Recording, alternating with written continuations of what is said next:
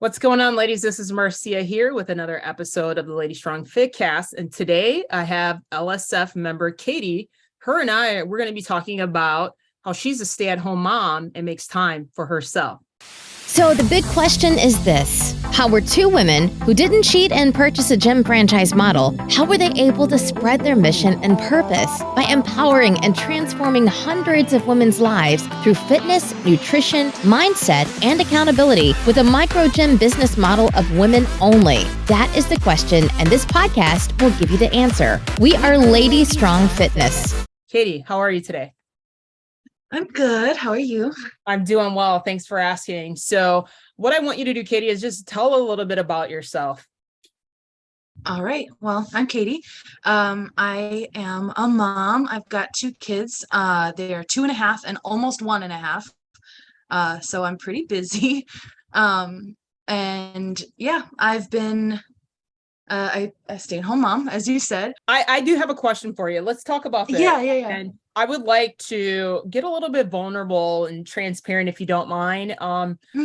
There's a lot of women that we speak with, and sometimes they have one reason or another why they can't join. And in particular, one of those reasons is because they don't either have the time or money because they are a stay-at-home mom.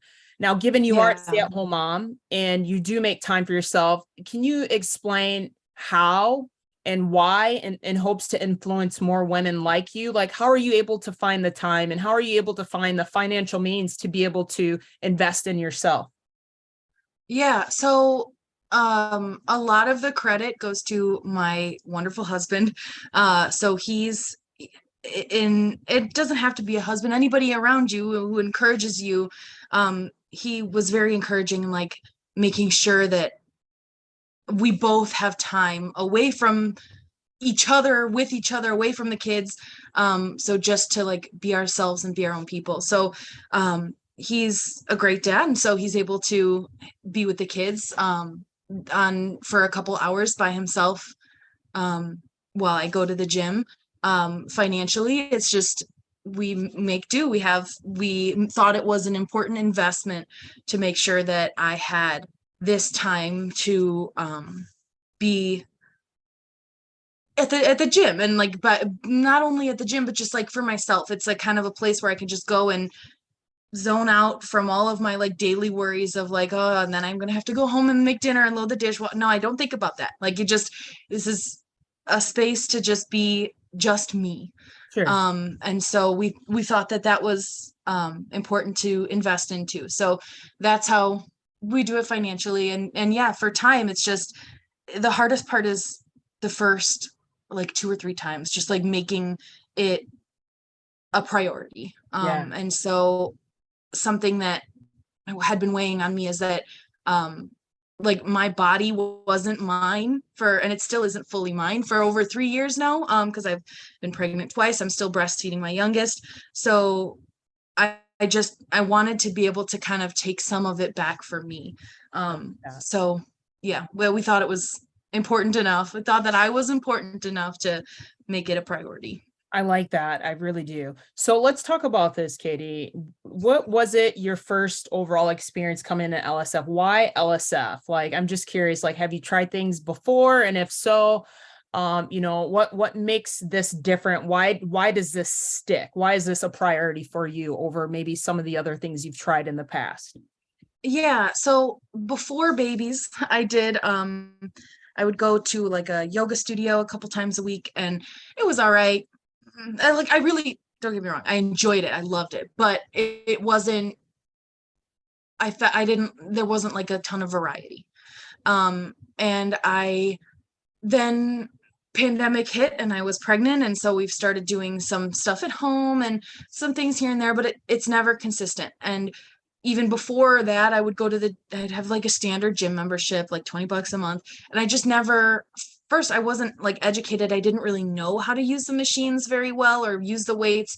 And so I was kind of intimidated and I didn't do much. And then also I found that if I don't have like a specific, I have to be there at 5 o'clock or I have to be there at 6 o'clock and I'm going to stay for this long, if I don't have that schedule, then I'm not going to go. I'm just going to say, oh, I'll go in an hour. I'll go in 20 minutes. I'll go tomorrow.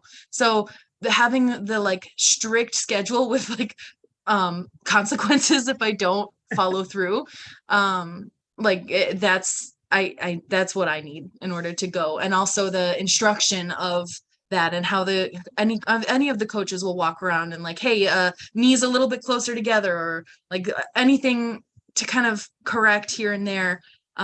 That's what I needed. So that's why it stuck for me. I like that. So Mm-hmm. now this is one thing after reading your bio, I want to share with everyone. And Yes. want to kind of paint a picture for people that maybe aren't a part of the community already, is that most, if not all, the women that come into the studio gets a full body analysis on the in-body scan. And you shared Yeah. that even though the number on the scale has stayed the same, you still managed to lose body fat and gain muscle mass. So let's talk about that from Yeah. not only Mm-hmm. a strength perspective and how you feel, but share the meat and potatoes overall. Yeah. So I walked into this like journey not having a very specific goal in mind. I know from past experiences that for me, if I have like a specific goal, sometimes I can get like overcommitted, and then it's just too much. So I walked in, I wanted to be healthier, I wanted to be stronger, and I feel like I'm on my way to do that. So yeah, the scale, I made a conscious decision to not really care about what the scale says. It's just kind of going off of how I feel. So I wrote it down, and in the roughly 4 months since I've been there, I've lost 3.5-ish% body fat and gained 4 pounds of muscle. And I can feel it. I mean, I know I'm lifting heavier. I'm not as tired lugging around my toddlers. It's great. And yeah, but I could see for someone who is very number on the scale motivated, which nothing wrong with that. It's just I'm not. I could see where that might be discouraging, that like I've been working out so hard for 4 months and nothing's changed. Yeah. Everything's changed. You just need to know how to look. So 100%. That's huge. And, from an educational standpoint, I want to talk about the body fat and muscle mass, because muscle mhm. is more than fat.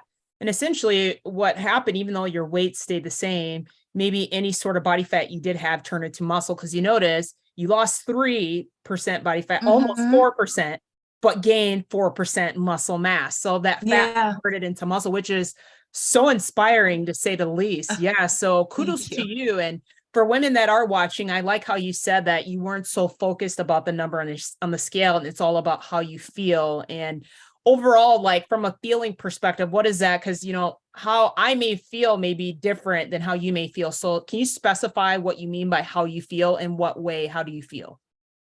Yeah. So a lot of it, like I had said a couple minutes ago, was like I felt kind of like a stranger in my own body. Like my body didn't belong to me. It had changed so much since having two kids so close together and breastfeeding for going on 2.5 years now. So like it's just I'm always having to think about like, oh, can I eat this if it's safe or whatever? Because like my body isn't mine. So being able to kind of feel like I'm putting an effort to make my body stronger for me, I like and that. I'm exercising and losing this fat and gaining this muscle because I want to, and I am doing it for me. And that's how, like, that's positive feelings that I'm referring to. Like 100%. I'm not doing this for anybody else. Like I don't care what the scale says. I don't care what people walking down the street and I run past them or whatever. It doesn't matter. Like I'm doing this for me, and it's very motivating and like positive to be doing it for myself, if that Yes, makes that sense. 100% it makes sense. So now that you're getting leaner and toner, and I don't have kids, Yeah. so I Oh, apologize in advance, but um when I think of feeling, do you find that you have more energy with your kids now, or are you sleeping better at night, or any of those things at all that you feel? Just curious. yeah. One of the first things I noticed is that like within like first 2 weeks of starting is that my energy was higher. Mm, I wasn't as tired as often.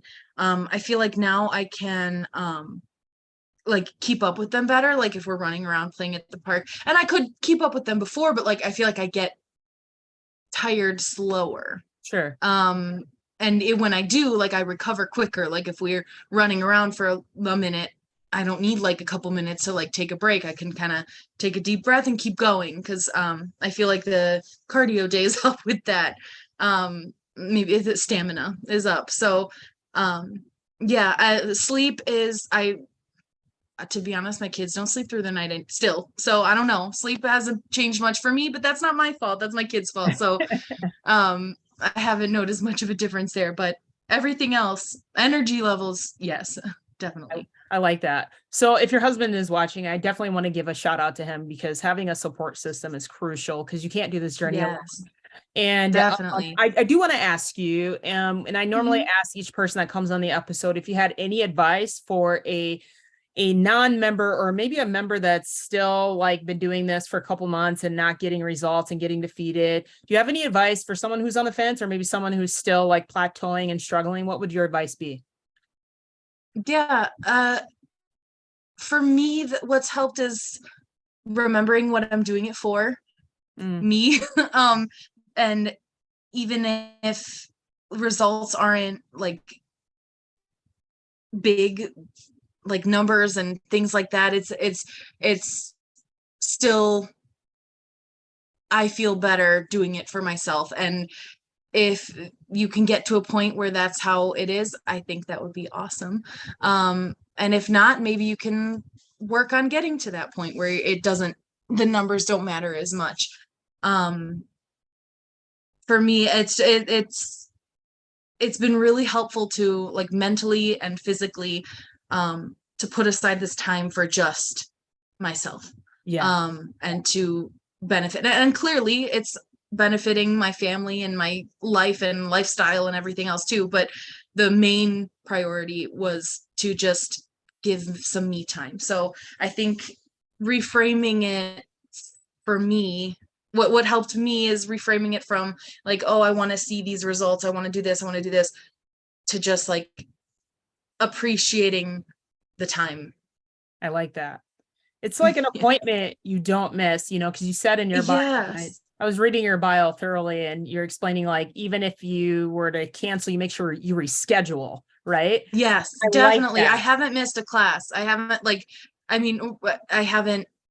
think there was 1 week where I couldn't come in I'm on the 3 days a week schedule. So there was 1 week where I couldn't make it. So next week I made it 4 classes instead. And so I'm always making sure that I'm missing or that I'm never missing an appointment, even if I'm rescheduling. So 100%. And that's what's important. It's just being consistent because I know we can get discouraged. We start a new routine and you look in the mirror, you don't see results, but that stuff compounds over time, right? And I think you're doing all the right things by staying consistent. And it makes me excited for your future because you've only been doing it for 4 months.